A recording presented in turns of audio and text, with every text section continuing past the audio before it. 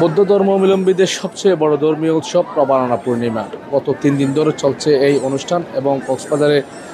যে সকল বৌদ্ধ মন্দির রয়েছে এবং সেখান থেকে আজকে কক্সবাজার সমুদ্র সৈকতের কবিতা চত্বরের স্থান রয়েছে সেই স্থানে কিন্তু সমুদ্র সৈকতের জাহাজ বাসা অনুষ্ঠান হচ্ছে এবং কিছুক্ষণ আগেই তারা মন্ত্রপাঠ করেছেন এবং কক্সবাজার সমুদ্র সৈকতের বালিয়াড়িতে তারা কিন্তু জাহাজটি রেখে তারা প্রার্থনা করেছেন এবং তাদের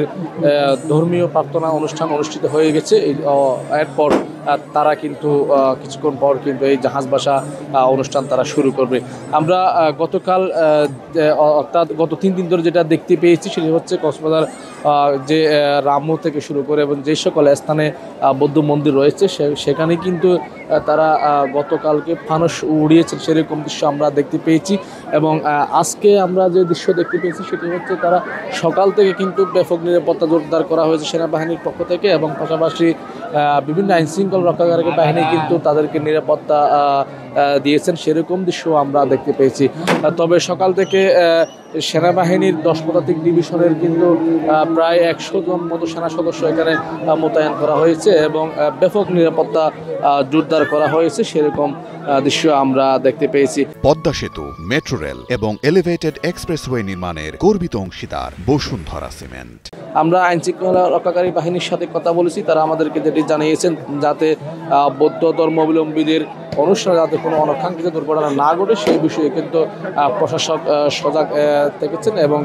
আমরা যে তথ্য পেয়েছি সেটি হচ্ছে সকাল 10টা থেকে 10 পদাতিক ডিভিশনের 2 পদাতিক ব্রিগেড অধীনস্থ নর্থ বেঙ্গল রেজিমেন্টের সেনা সদস্যরা কিন্তু এখানে ব্যাপক নিরাপত্তা জোরদার করেছেন এবং পাশাপাশি প্রায় 100 জন সদস্যরা কিন্তু এখানে মোতায়েন করা হয়েছে বলে আমরা জানতে পেরেছি। সকাল 10টার দিকে কিন্তু মাইন্ড সুইপিং টিম পুরো এলাকাটি যাচাই বাছাই করা হয়েছে সেই রকম দৃশ্য আমরা দেখতে পেয়েছি। তবে কিছুক্ষণ আগেই তারা তাদের যে রথযাত্রা সেই রথযাত্রার মাধ্যমে কিন্তু জাহাজগুলো এখানে এনেছেন এবং এখানে আনার পর তারা কিন্তু মন্ত্রপাঠ করেছেন, তারা প্রার্থনা করেছেন কক্সবাজার বালিয়াড়িতে তাদের সেই জাহাজগুলো রেখে। আপনারা ইতিমধ্যে লক্ষ্য করছেন তারা বসে কিন্তু প্রার্থনা করছেন এবং ধর্ম অবলম্বীদের অর্থাৎ বৌদ্ধ ধর্ম অবলম্বীদের সবচেয়ে বড় ধর্মীয় উৎসব আজকে যে তারা জাহাজ বাসার মাধ্যমে এই জাহাজ বাসার মাধ্যমে কিন্তু তাদের অনুষ্ঠান শেষ করতে যাচ্ছে। আমরা এখানে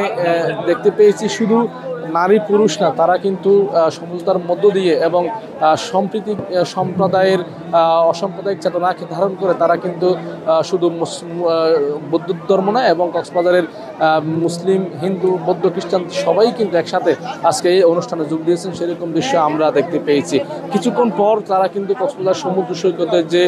কবিতা চত্বর রয়েছে অর্থাৎ কবিতা চত্বরের পশ্চিম পাশে সমুদ্র সৈকতে কিন্তু তারা এই জাহাজগুলো ভাসিয়ে দেবেন এবং তাদের প্রার্থনার পর তারা যে পুরো 1 বছর তাদের বৌদ্ধ ধর্মাবলম্বীদের তারা কিন্তু প্রার্থনা করেছেন এবং তাতে তার কোনো দুঃখ দুর্দশা এবং মানুষের পক্ষে মানুষ কোনো ক্লেশ যাতে না থাকে তারা কিন্তু এই প্রার্থনা করেছেন বলে তারা আমাদেরকে জানিয়েছেন। আমরা এই বিষয়ে কক্সবাজার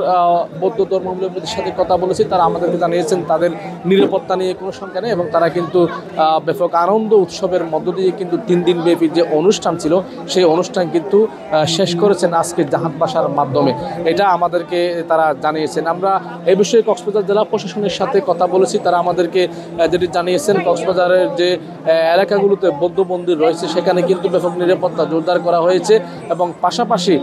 সেনাবাহিনী মোতায়েন করা হয়েছে। 10 পদাতিক ডিভিশনের প্রায় 100 জন সেনা সদস্য এখানে মোতায়েন করা হয়েছে যাতে কোনো অনাকাঙ্ক্ষিত দুর্ঘটনা না ঘটে। সকাল 10টা থেকে কিন্তু তারা বিভিন্ন সুইমিং টিম অর্থাৎ যারা যে বোম ডিসপিউশন যে স্পটগুলো রয়েছে এখানে কিন্তু যেখানে ঝুঁকিপূর্ণ রয়েছে সেখানে কিন্তু তারা আরও ব্যাপক নিরাপত্তা জোরদার করা হয়েছে সেরকম দৃশ্য আমরা দেখতে পেয়েছি। তবে সেনাবাহিনীর পাশাপাশি র্যাব, পুলিশ কিন্তু আমরা দেখতে পেয়েছি এবং টুরিস্ট পুলিশও আমরা দেখতে পেয়েছি। আমরা এই বিষয়ে কক্সবাজার জেলা প্রশাসনের সাথে কথা বলেছি, আমাদেরকে জানিয়েছেন তারা সার্বক্ষণিক তারা সজাগ থেকেছেন যাতে এই জাহাজ বাসা অনুষ্ঠানে বৌদ্ধ ধর্মাবলম্বীদের সবচেয়ে বড় ধর্মীয় উৎসব প্রবারণা পূর্ণিমার মাধ্যমে যাতে এই অনুষ্ঠানে কোনো অনাকাঙ্ক্ষিত দুর্ঘটনা না ঘটে সেই বিষয়ে কিন্তু তারা ইতিমধ্যে সজাগ থেকেছেন বলে আমরা জানতে পেরেছি। তবে সর্বশেষ যেটি হচ্ছে কিছুক্ষণের ভিতর কিন্তু এই প্রবারণা পূর্ণিমার কল্প জাহাজ বাসার মাধ্যমে কিন্তু আজকে এই অনুষ্ঠান শেষ হতে যাচ্ছে সেইরকম দৃশ্য আমরা একটু আপনাদের দেখানোর চেষ্টা করব। এই ছিল আমার কাছে কক্সবাজারের সর্বশেষ পরিস্থিতি। কক্সবাজার থেকে মোহাম্মদ মিজানুর রহমান, বাংলাদেশ প্রতিদিন।